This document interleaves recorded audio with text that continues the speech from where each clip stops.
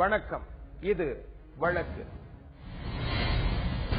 காதலனை வரவழைத்து படுகொலை செய்த காதலி.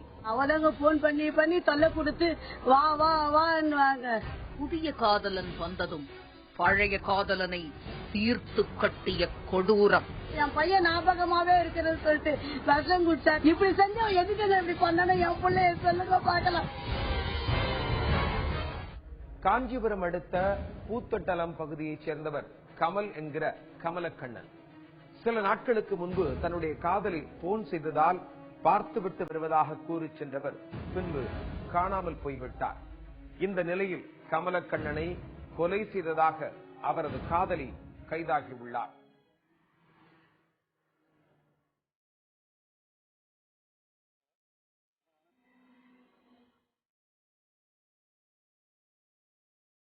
இதோ அந்த ஏரி பகுதியில் எரிந்து கிடக்கும் சாம்பல் எத்தனை அலறல்களோடு அடங்கி இருக்கிறது தெரியுமா?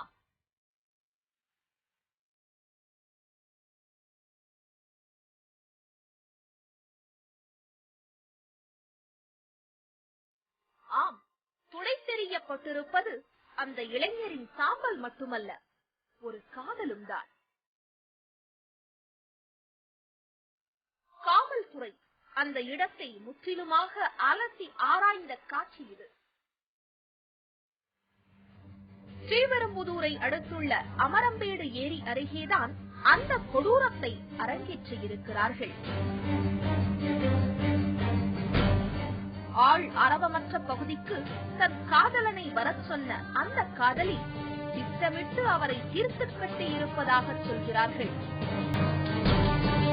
அவளங்க போன் பண்ணி தொல்லை கொடுத்து வா வா வாங்க. ஆனா இப்படி அவங்க மாமங்க அந்த கள்ள தொடர்பா வச்சுக்கின்னு என் பிள்ளை இப்படி பண்ணிட்டாங்க.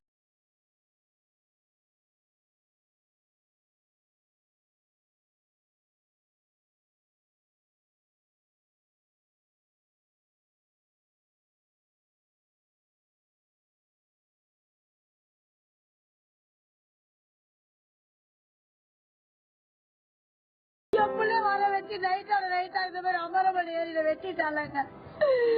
அவன சலித்துட்டம் பண்ணா தெரியுமாங்க, வா காதி சாட போலாம் சொல்லிட்டு என் பிள்ளை வர வச்சாங்க. தெரியுமா, அவன் மாமங்கார கூலி பழையாவிட்டாங்க. இது நீ வெட்டிட்டு அவன் கல்யாணம் பண்ணிக்கிறான் அப்படின்னாங்க.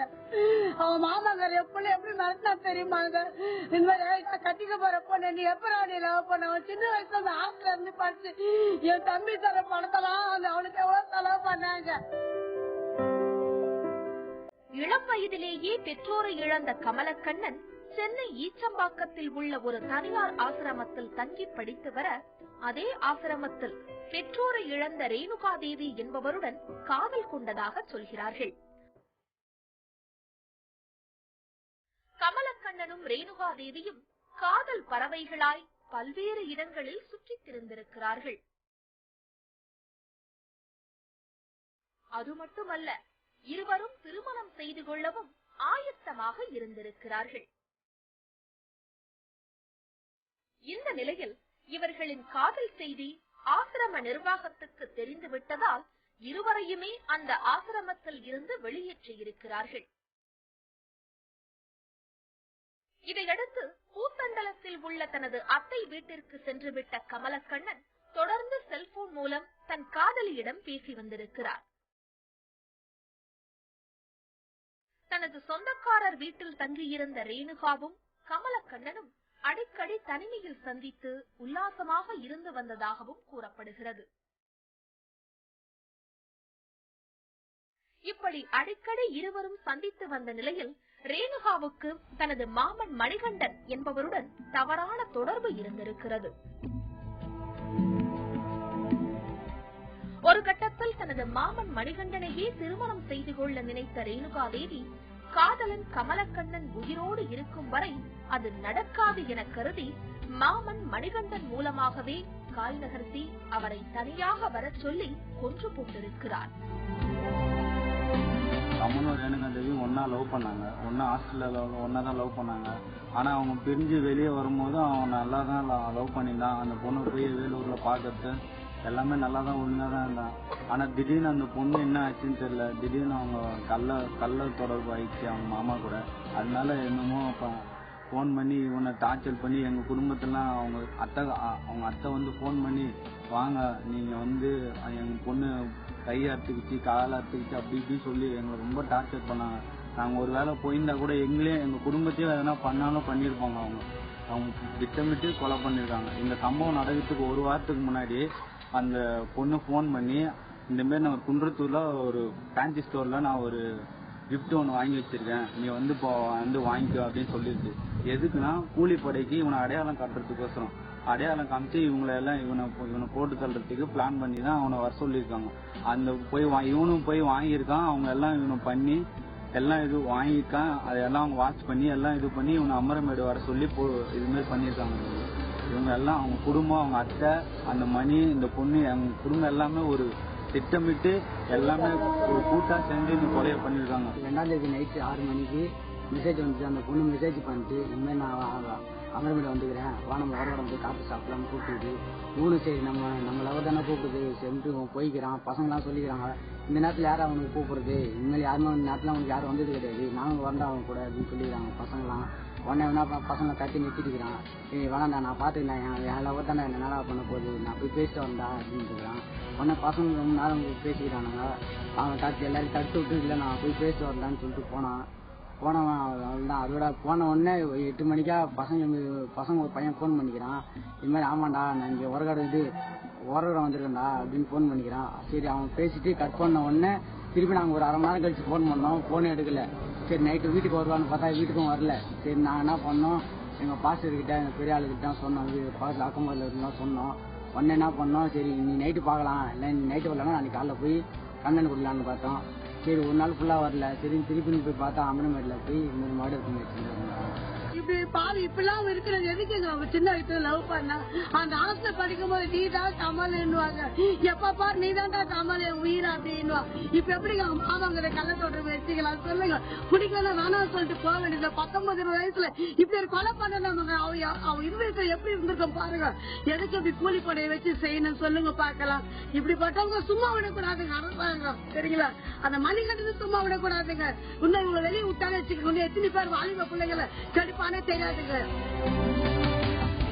வேலூர் மாவட்டம் சத்துவாச்சேரியைச் சேர்ந்த ரேணுகா தேவி இதற்கு முன்பாக பல இடங்களுக்கு கமலக்கண்ணனை தனியாக வரவழைத்து பரிசுப் பொருட்கள் கொடுப்பதும் உல்லாசமாக இருப்பதும் வழக்கமாக இருந்து வந்த நிலையில் இம்முறை அந்த காதலியாலேயே கொலை செய்யப்பட்டிருப்பதாக சொன்னார்கள்.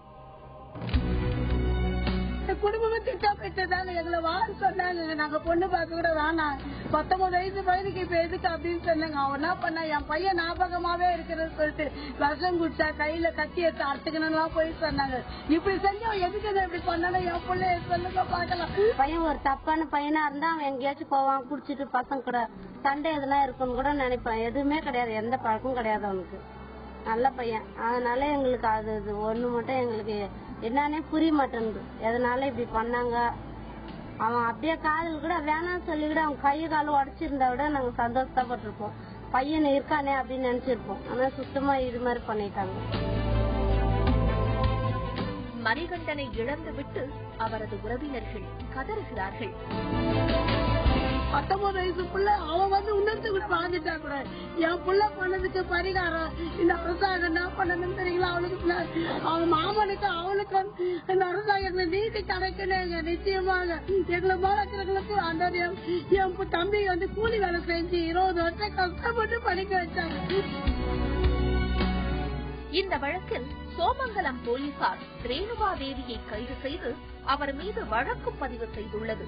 தொடர்ந்து அவரிடம் விசாரணை நடத்தி வருகிறது காவல்துறை. சில தினங்களுக்கு முன் ஓர் பகல் வேளை ஊருக்கு ஒதுக்குப்புறமாக இருந்த ஓர் பகுதி. அங்கு நெருக்கமாக இருந்த வீடுகளில் ஓர் வீட்டின் முன்பு ஊர் மக்கள் துயரத்துடன் திரண்டிருந்தனர்.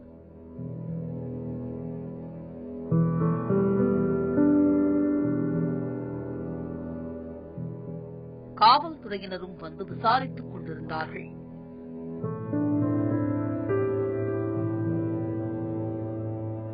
அந்த வீட்டின் உள்ளே ஓர் இளம் பெண் எரிந்த நிலையில் கரிக்கட்டை போல விழுந்து இறந்து போய் கிடந்தார்.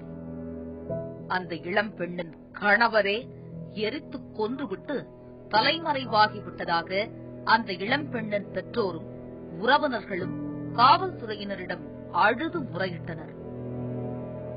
யார் அந்த இளம் பெண்? நெருப்பில் பொசுங்கி இறந்ததன் பின்னணி என்ன? வேலூர் மாவட்டம் வாணியம்பாடி அருகே உள்ள ஊர் பெரியாங்குப்பம். இங்குள்ள திருவள்ளுவர் தெருவில் வசிப்பவர் கோவிந்தன், லில்லி தம்பதியினர். கூலி தொழிலாளியான இத்தம்பதியினருக்கு 2 மகன்கள், ஒரு மகள். பள்ளி இறுதி வகுப்புக்கு மேல் படிப்பை தொடராத மகள் சிவசங்கரி வீட்டில் தாய்க்கு ஒத்தாசையாக இருந்து வந்தார். கோவிந்தன், லில்லி தம்பதியினரும் மகளுக்கு தீவிரமாக வரன் பார்க்க ஆரம்பித்தனர். அப்போது பக்கத்து ஊரான கோணாமேடு பகுதியைச் சேர்ந்த சந்திரபோசன் மகன் சீனிவாசன் என்பவர் வந்து பெண் கேட்க, பையன் நல்ல பையன், நல்ல குடும்பம் என்பதால் பெண் கொடுக்க சம்மதித்தார் கோவிந்தன்.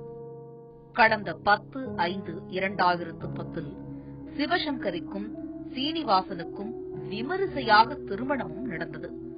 சிவசங்கரிக்கு ஆரம்பத்தில் சந்தோஷமாகவே நகர்ந்தன நாட்கள். வாட்ச்மேனாக வேலை பார்த்த சீனிவாசன் சிவசங்கரியை அன்பாகவும் பார்த்துக் கொண்டார். திருமண பரிசாக ஓர் பெண் குழந்தையும் பிறந்தது. நாளாக நாளாகத்தான் சீனிவாசனின் சுயரூபத்தை தெரிந்து கொண்டார் சிவசங்கரி. குடித்துவிட்டு வருவது, வீட்டுச் செலவுக்கு சரியாக பணம் கொடுக்காமல் இருப்பது, வரதட்சணை கொடுமைப்படுத்துவது என தொடர்ந்திருக்கின்றன சீனிவாசனின் செயல்கள். சில சமயங்களில் குடிக்க பணம் வேண்டும் என்று கூறி சிவசங்கரியை அடித்து துன்புறுத்தியதாகவும் கூறப்படுகிறது. இதனால் சிவசங்கரி கணவருடன் கோபித்துக் கொண்டு அடிக்கடி பிறந்த வீடு வருவதும், பெற்றோர் சமாதானப்படுத்தி புகுந்த வீடு அனுப்புவதும் வாடிக்கையாயிற்று. இந்நிலையில்தான் சிவசங்கரி மண்ணெண்ணெய் ஊற்றி கொளுத்திக் கொண்டு தற்கொலை செய்து கொண்டார் என்கிற தகவல் சிவசங்கரியின் குடும்பத்தினருக்கு வந்துள்ளது. அவன் என் பொண்ணை அடிச்சு சாவடிச்சிருக்கான். சாவடிச்சுட்டு அவனே எண்ணெய் ஊற்றி கொளுத்திருக்கான். இது எங்களுக்கு 10 மணிக்கு எங்க பாப்பா எனக்கு போன் பண்ணும்போது, அப்பா இவன் ரொம்ப டார்ச்சர் பண்றாமான்னு, நீ அவங்ககிட்ட மேல இருக்காருமா, நீ கீழே வந்துருமா, கீழே வந்துட்டு கூட அமைதியா உட்காந்துக்குமா, அவங்ககிட்ட வாய் கொடுக்காது, அவன் தான் போதைக்கிறான்னு சொல்லி அப்படின்னு சொல்ல, அந்த போதையிலேயே அவளை கழுத்தை முடிச்சு கொண்டு என்னென்னோ பண்ணிருக்கான். அவன் பண்ணி பொண்ணை சாவடிச்சுட்டு அவனே எண்ணெய் ஊற்றி கோத்திட்டு அதே கோத்திக்கிற மாதிரி நாடகம் ஆடிருக்கான். சீனிவாசனின் வீட்டிற்கு சென்று பார்த்தவர்களுக்கு கரிக்கட்டை போல எரிந்த நிலையில் கிடந்த மகளை பார்க்க அதிர்ந்து போயினர். சிவசங்கரி வாழ வேண்டும், தன் பெண் குழந்தையை நன்றாக வளர்க்க வேண்டும் என்றுதான் இவ்வளவு கஷ்டங்களையும் தாங்கிக் கொண்டார். தற்கொலை செய்ய நியாயமே இல்லை என்கின்றனர் சிவசங்கரியின் குடும்பத்தினர். நிச்சயம் சீனிவாசன் தான் சிவசங்கரியின் கழுத்தை நெரித்துக் கொன்று மண்ணெண்ணெய் ஊற்றி எரித்தும் உள்ளார் என்கிற குற்றச்சாட்டையும் சுமத்துகின்றனர் சிவசங்கரியின் குடும்பத்தினர். தற்போது சீனிவாசனும் தலைமறைவாகி இருக்கிறார். சீனிவாசனின் குடும்பத்தினரோ இதனை மறுக்கின்றனர். அண்ணனானே சண்டை போட்டேதான் இருப்பாங்க. எப்ப பாரு எங்க அண்ணனை திட்டினே இருக்கும். எங்க எதிர்க்காவே எங்க அண்ணனை அடிச்சு கூட அடிச்சிருக்காங்க. ரீசெண்டா அடிச்சு கூட எங்க அத்தை கிட்ட போய் எங்க அண்ணன் அழுங்குது, என்னை இப்படி எல்லாம் அடிச்சா அப்படின்ட்டு. எனக்கு அது கூட தெரியாது. நாங்க தெரிஞ்சாலும் நாங்க அவங்க கிட்ட கேட்கறதோ இல்ல ஒண்ணும் இல்ல. அவங்க ஹஸ்பண்ட் அண்ட் ஒய்ஃப் எப்படியோ இருப்பாங்கன்ட்டு நாங்க அமைதியா இருவோம். ஆனா நிறைய எங்க அண்ணனை அசிங்கம் தான் படுத்துவாங்க. ஒரு டைம் எங்க அண்ணியை அடிச்சிட்டாங்கன்னு சொல்லி உடனே அவங்க அப்பாவை வர வச்சு தெருவிலே நிக்க வச்சு அசிங்கப்படுத்தினாங்க. சவுண்ட் எல்லாம் எதுவுமே வரலன்னு தான் சொல்லுவாங்க. அப்படி சண்டை போட்டுருந்தா கூட, அவங்க எப்பவுமே சண்டை போட்டுருந்தா மேல இருந்து சவுண்ட் வரும், எனக்கே கூட சவுண்ட் வரும். எங்க அண்ணன் அதட்டின்னு இருக்கும், அவங்க படம் திட்டின்னு இருப்பாங்க, இந்த மாதிரி எல்லாம் சவுண்ட் வரும். அன்னைக்குன்னு பார்த்து எந்த சவுண்டுமே வரல. சீனிவாசனின் தங்கை தன் அண்ணன் அண்ணியை கொன்றிருக்க மாட்டார் என்றும் கூறுகிறார். ஆனால் சிவசங்கரியின் 4 வயது பெண் குழந்தை தன் தந்தைதான் தாயை எரித்தார் என்றும் கூறுகிறது. இவன் ஃபுல்லா அன்னைக்கு வந்து நின்று ஃபுல்லா குடிச்சு விட்டு போய் அந்த பொண்ணு அடிச்சிருக்கிறான். எங்க பேத்தியும் பார்த்துருக்குது. அப்பா வந்து காது மேலேயே எங்க அம்மாவை அடிச்சு கீழே தள்ளிட்டாரு அப்படின்னு எங்க பேத்தியை நான் இந்த சாவு நடந்த பிறகு கேட்டதுக்கு அது சொல்லுது. அந்த மாடர் நடந்த பிறகு யார் கம்பல அப்புறம்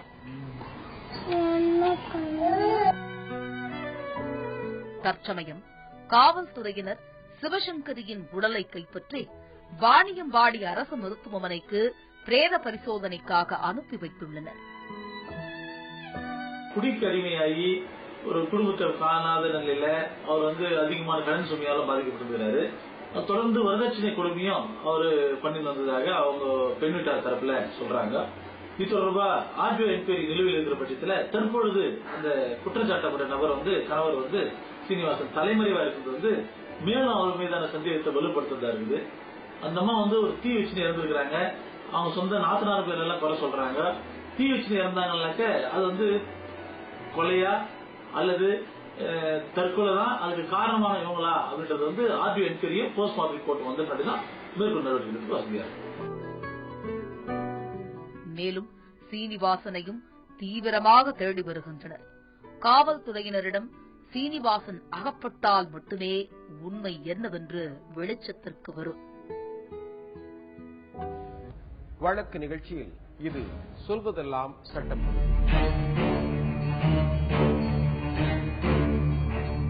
ஒரு வீட்டுக்கு வழங்கப்படும் குடிநீர் திடீரென துண்டிக்கப்படுகிறது. அந்த மாதிரியான தருணங்கள்ல அந்த பாதிக்கப்பட்ட நபர் சட்ட ரீதியாக என்ன பரிகாரத்தை கோருவார், சட்டம் என்ன சொல்கிறது? குடிநீர் என்பது மிகவும் அத்தியாவசியமான ஒரு விஷயம். ஒரு நபர் தனது வீட்டுக்கு வந்து குடிநீர் வாங்குவதற்கு அப்படின்னு சொல்லி சட்டப்படியான முறைகள் இருக்கிறது. சம்பந்தப்பட்ட பகுதியில் இருக்கக்கூடிய அந்த அலுவலரை சந்தித்து அதற்கான உரிய விண்ணப்பத்தை வழங்கி அதற்கான முறையான அனுமதி பெற்று அங்கு ஏற்கனவே குடிநீர் இணைப்பு இருக்கிறது அப்படிங்கிற ஒரு சூழல்ல அவங்களுக்கு வந்து சட்ட ரீதியாக கொடுக்கணும்னு சொல்லிதான் சட்டம் கூறுகிறது. அந்த அடிப்படையில் தான் நீதிமன்ற தீர்ப்புகளும் இருக்கிறது. ஒரு நபருக்கு திடீரென வந்து ஒரு குடிநீர் வழங்குது ஒரு துண்டிக்கப்படுகிறது அப்படிங்கிற ஒரு சூழ்நிலையில அவர் சம்பந்தப்பட்ட அலுவலர்களுக்கு உரிய மனு அளிக்க வேண்டும். அது மேல நடவடிக்கை எடுக்காத பட்சத்தில் நீதிமன்றத்தை அணுகும் பொழுது உயர்நீதிமன்றத்தை அணுகும் பொழுது உயர்நீதிமன்றம் உரிய உத்தரவை பிறப்பிக்கிறது அந்த வழக்கினுடைய சாதக பாதங்களை பார்த்து. சமீபத்தில் சென்னை உயர்நீதிமன்ற நீதிபதி திரு வி வேணுகோபால் அவங்க முன்னாடி ஒரு வழக்கு விசாரணைக்காக வருகிறது. அந்த வழக்கு வந்து மார்ச் 2015 2வது வாரத்தில் விசாரணைக்காக வருகிறது. அப்போ அந்த மனுதாரர் வந்து வழக்கின் மனுதாரர் சொல்றாரு, நான் என் குடும்பத்துடன் என்னுடைய வீட்டில் வசித்து வருகிறேன். ஏற்கனவே என்னுடைய வீட்டிற்கு வந்து குடிநீர் மற்றும் கழிவுநீர் இணைப்பு இருக்கிறது. திடீரென்று ஒரு நாள் வந்து எங்க வீட்டில் குடிநீர் வந்து துண்டிக்கப்பட்டு விட்டது. என்ன காரணம், வேற ஏதாவது பிரச்சனையான்னு சொல்லி பார்த்தேன். அப்புறம் தான் தெரிய வந்தது என்னுடைய குடிநீர் இணைப்பு வந்து வீட்டுக்கு வரும் தண்ணீர் இணைப்பு வந்து துண்டிக்கப்பட்டிருக்கிறது. அதற்கு அலுவலர்கள் தான் காரணம்னு சொல்லி எனக்கு தெரிய வந்த காரணத்தினால நான் ஒரு உரிய மனு ஒன்று கொடுத்தேன்.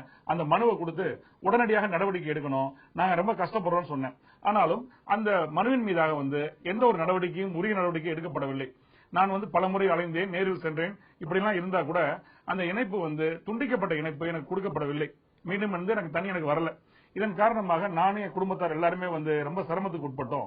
மேலும் அந்த மனுவிலே சொல்றாரு, இதன் காரணமாக நாங்க தெருவில் நிக்க வேண்டிய ஒரு சூழலுக்கு தள்ளப்பட்டோம் அப்படின்னு சொல்லி தன்னுடைய பரிதாபமான நிலைமை அவர் சொல்றாரு அந்த மனுவில். அந்த அடிப்படையில் பார்க்கும்போது அவர் சொல்றாரு, நான் வந்து அந்த குடிநீருக்கு இணைப்புக்காகவோ இல்ல வரக்கூடிய தண்ணீருக்காகவோ எந்த விதமான கட்டண பாக்கியம் இல்லாத நிலுவையில் இல்லாத ஒரு சூழல்ல ஏன் இப்படி துண்டிச்சாங்கன்னு தெரியல, நான் கொடுத்த மனுவை அவங்க பரிசீலிக்கல அப்படின்னு சொல்லி அவர் உத்தரவு அவர் அந்த மனுவில் குறிப்பிடுறாரு. அதை வழக்கை விசாரிச்ச நீதிபதி திரு வேணுகோபால் அவர்கள் தெளிவாக வரையறை செய்கிறார். அதாவது தண்ணி என்பது ஒரு அத்தியாவசியமான ஒரு விஷயம். அந்த தண்ணிங்கிறது வந்து எந்த காலத்திலும் மறுக்கப்படக்கூடாது.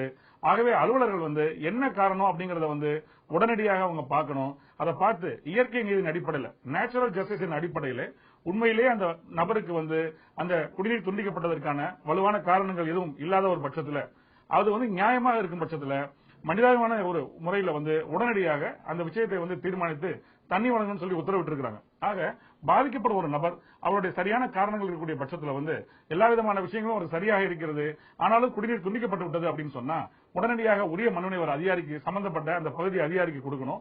அந்த அதிகாரி நடவடிக்கை எடுக்காத பட்சத்தில் கடைசி புகலிடமான நீதிமன்றத்தை அணுகி அந்த அடிப்படையில் வந்து தண்ணி கொடுக்கறதுக்கான துண்டிக்கப்பட்ட இணைப்பை வந்து மீண்டும் தண்ணி தருவதற்கு வந்து அவங்க பரிகாரத்தை நீதிமன்றம் வாயிலாக கோரலாம். சட்டம் அதற்கு இடம் கொடுக்கிறது. மீண்டும் வேறொரு வழக்கோடு உங்களை சந்திக்கிறேன். தொடர்ந்து இணைந்திருங்கள் தந்தி தொலைக்காட்சியுடன்.